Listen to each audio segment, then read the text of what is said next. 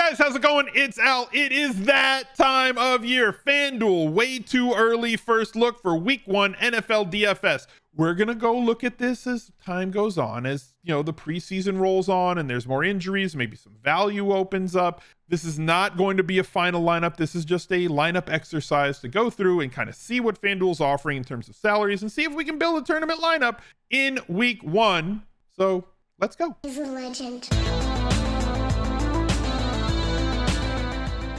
We have already done the DraftKings way too early first look because they came out with their salaries like 2 weeks ago. So that video is already up on the channel. If you haven't checked it out, definitely go check it out. If you're a DraftKings player, go check it. If you can't stand the white screen on FanDuel, go check that video out. This is going to be a little bit different from the one that we built there because the sites are different in terms of like the way that they go about their pricing, right? So you have to build different lineups. There's the system that you're playing in. DraftKings full PPR with bonuses. FanDuel more touchdown oriented, half PPR, no bonuses. And yes, guys, I know that before y'all go nuts in the comments, because y'all do this every time.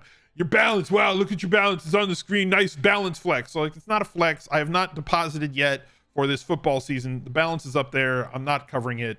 It is what it is. Deal with it, make your peace with it. Here we are. So week 1. This many games on the schedule. 1, 2, 3, 4, 5, 6, 7, 8, 9, 10, 11, 12, 13 games on the schedule. Like 3 of them matter. I hate to be that succinct. I hate to say that, you know, if you're like, you could stack early games. You could go after, maybe one team goes completely bonkers. Maybe Cincinnati throws for 4 or 5 touchdowns. Maybe San Francisco's running backs go nuts. Maybe Lamar Jackson has a huge game. But like realistically speaking, the majority of the players who play in the games in tournaments are going to have player minutes remaining. If you wanted to escape all of the Green Bay, Minnesota action that's going to be coming later, the Las Vegas Chargers action that's going to be coming later in the day, or the Arizona, Kansas City action that's going to be coming later in the day, and you want to test yourself and kind of make people think and try and express it like, look, I'm going to be a little sharper than the field by identifying all of these games which really have very similar totals and point expectations and slower games with running teams.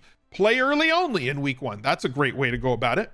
But realistically speaking, everything's going to center around the quarterback stacks and the receivers and the running backs from the later games, more often than not. So like week 1 is going to be one of those weeks where if you don't have any player minutes remaining, if you don't have any PMR, you're probably going to get run through. You're going to get passed. You're like, hey, I'm in first place. Yeah, but you're probably not going to end the day there. So have some exposure to the later games or play early only if you really feel good about, you know, an early game stat. Patrick Mahomes, highest priced quarterback in week 1, 8,700, lost Tyreek Hill, but still has a very potent offense around him.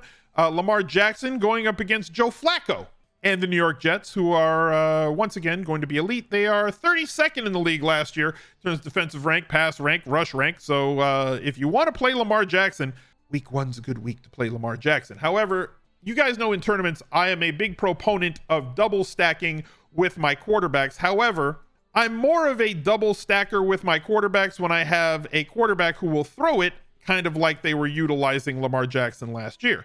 35 plus attempts is what you're looking for, because in the games where they only run it 20, 25 times, it's very hard for a quarterback to sustain a double stack unless he is a hyper efficient game. When he won like the MVP in like 2019, whatever, when he was throwing the ball like 20 times for 5 touchdowns. Like that's the way he can sustain a double stack. He's got to win downfield like a bunch of different times in the game, possibly run one on his own, because otherwise it's going to be a single stack for me with Lamar Jackson. It's very hard to win a tournament with a running only quarterback who only runs the ball for a fantasy, a GPP caliber fantasy score that day. So like somebody like Jalen Hurts, who last year threw the ball a ton less, right? 26 attempts, 29 attempts, 26 attempts, 23 attempts, 17 attempts, 14 attempts. Like, yeah, he can still have a 30-point day, but it's very hard for him to correlate with any of his wide receivers because there's just not enough volume to get there. I think that changes slightly this year. I think we could see 30 plus attempts more on the regular from Jalen Hurts, especially in neutral game situations with the maturation of Devontae Smith, another year for the very solid Dallas Goedert. And then obviously they brought in AJ Brown on the outside. So that offense does have a possibility of being a little bit more high octane, especially with a year under center of Jalen Hurts, another offseason with him as the number one. Kyler Murray, Call of Duty doesn't come out till later in the season. So like Kyler Murray very much in play. Team total of like 27-28 in this one. In a back and forth expected game. Sorry, no, Patrick Mahomes has 27-28. I think theirs is around 25.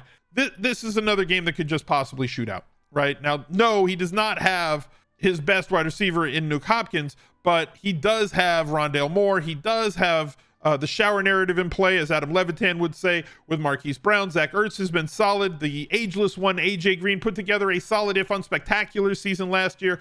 He has a running back in James Conner that can catch the ball, a backup running back that can also catch the ball coming over from Kansas City. Like, there's enough weapons on this offense, included with his ability to run the ball. Now, they did not run the ball with him as consistently last year as they did, especially down the stretch, because like every single season they've started off running the ball with him like gangbusters, and then he gets dinged up because he's small, and then he does not run the ball in the second half of the season. So in the first half of the season, we can expect 5 to 10 rushing attempts. I would prefer 8+ if you're going for a quarterback trying to add rushing value on the ground, but like 400 yards, 3 touchdowns, 289, 4 touchdowns, 30 and 4 touchdowns, 3 touchdowns here. Always multiple touchdown expectation when you have Kyler Murray, and he adds that other type of ceiling with his legs. You can go cheaper if you want. Fanduel a little bit more of a tighter band. Like once you get out of the 2-3 elite guys, right?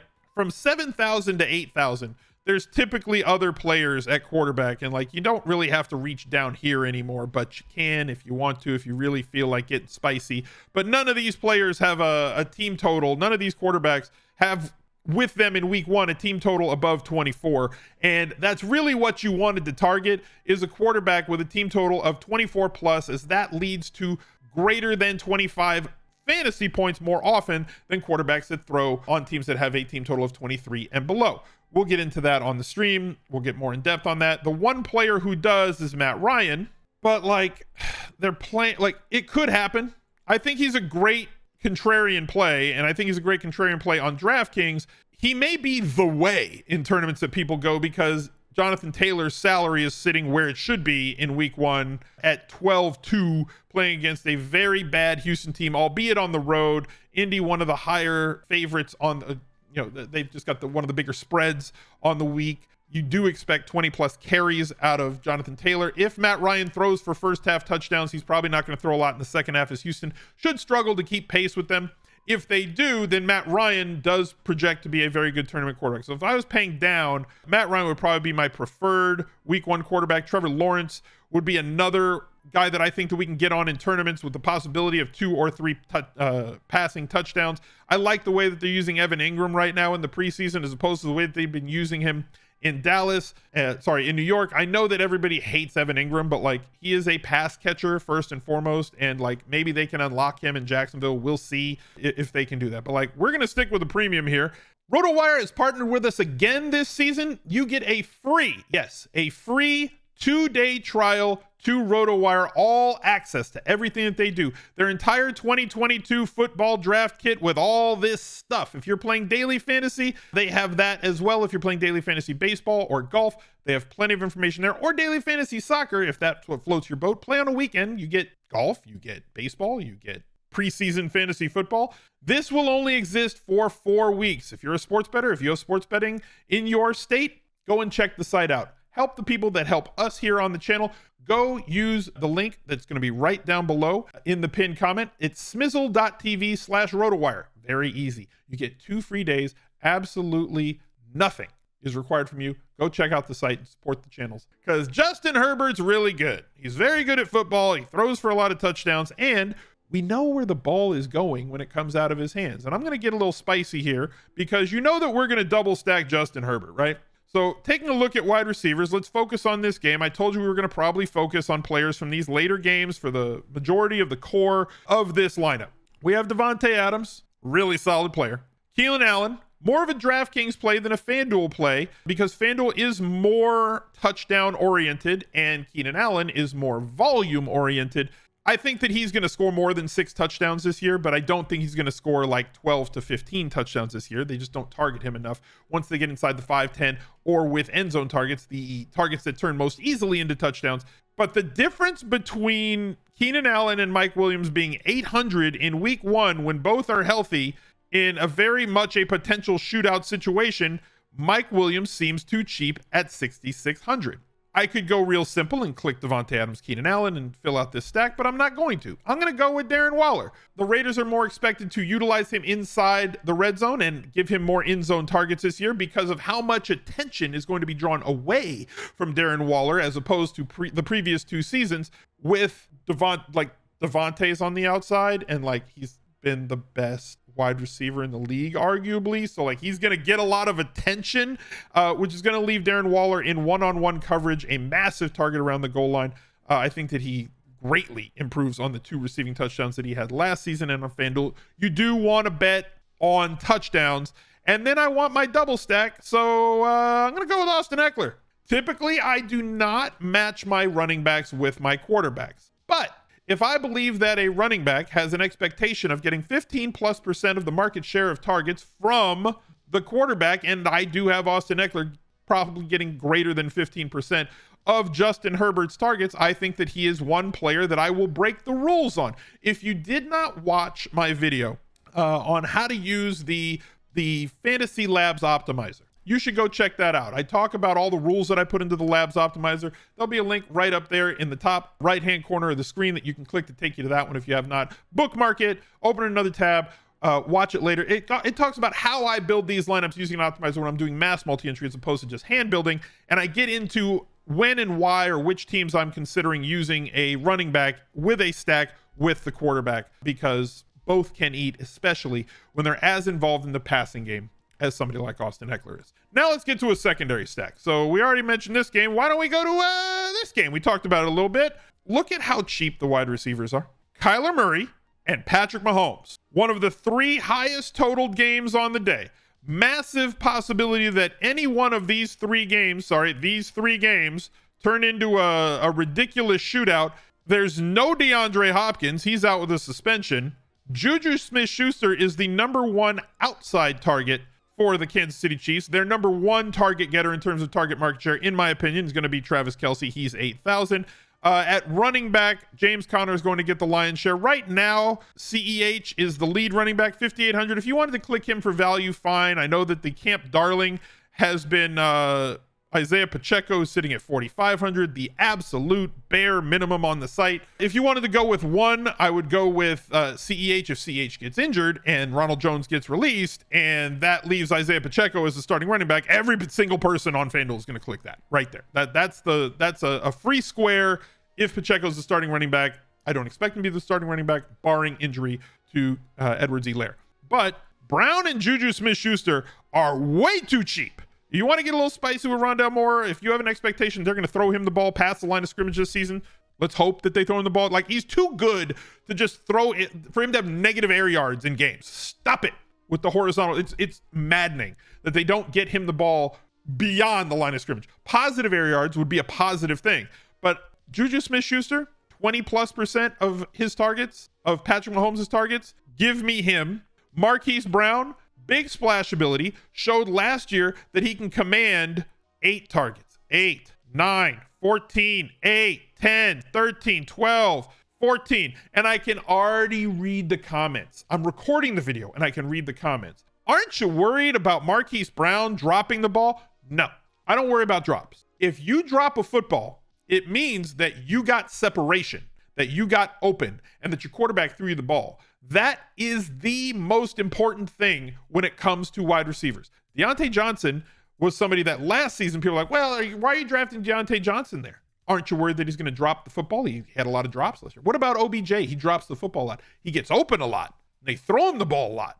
Those are the skills that are sticky. Those are the skills that we want to bet on. Those are the skills that we want to have on our team. And Marquise Brown is elite at getting open. And having this as a secondary stack at this price almost feels like cheating. It's not cheating, but like, and it doesn't like 100% feel, but like this almost feels like cheating that I can get this access to this game with the 2 best wide receivers on the field for each team and not have to do much in terms of salary, like have a very manageable salary for both. That leaves us a flex, a running back, and a defense. Let's look for a cheap defense. All right, the Lions are playing Philadelphia. Sure, why not? I expect Hurts to drop back a lot more. Aiden Hutchinson saying beat it on Hard Knocks. So the Lions are going to get the Hard Knocks bump from me for this way too early first look lineup. I know that makes absolutely no sense, but like, I don't care. This is the world that I'm happy to live in right now. So there's one player that I wanted to put in this lineup. He's really cheap. He's a wide receiver. As I said, FanDuel, you want to bet on touchdowns. Touchdowns come from good quarterbacks in really high scoring games. You know, we could pay for Woods. I think he's fine. I think Ayuk is fine also, but like not a high volume pass game offense. Not a high volume pass game offense. The Giants offense looks like poop right now. Don't really want that. Don't want to double stack in my secondary with Rondale Moore here. Kadarius Toney, love him. Price is really good. Always hurt. He's hurt right now. Nico Collins, not really sure. I'm going to come down here. But then like Romeo, oh Romeo. Wherefore art thou Romeo? He's 5,000. He's 5,000. PMR, PMR, PMR, PMR, PMR, PMR, PMR, whatever. That leaves us with one running back to go. We have 7,200 to spend on a running back. Kudos to FanDuel for pricing up the running backs. That leaves us in this range right here. I believe that J.K. Dobbins is going to be healthy in week 1. All signs point to him playing, and they are playing the Jets with Joe Flacco. Saquon Barkley, offense seems to be struggling in camp. Love Saquon Barkley for season long. I'm okay if you wanted to go with him in this spot. Eli Mitchell, massive favorite against Chicago, although he is a road running back, not going to get like any use at all in the running game, and has not one but 2 guys who could vulture touchdowns from around the goal line with Deebo Samuel and Trey Lance. Everybody in this area kind of has some warts to them, but if J.K. Dobbins plays, I'm going to take the running back going up against that Jets defense for the very nice price of $6,900. So our first look lineup on FanDuel, way too early. Justin Herbert, Austin Eckler, J.K. Dobbins, Mike Williams, Juju Smith-Schuster, Marquise Brown, Darren Waller, Romeo Doubs, or is it pronounced Dobbs, or is it pronounced Doobs? FF Hitman said it's Dobbs. I'd rather it be, could it be Dubs? Just for one day. And then the value with the Detroit Lions. I expect a lot of pass pressure from them this season. Thank you guys for watching. Look out for another video right there. He's a legend.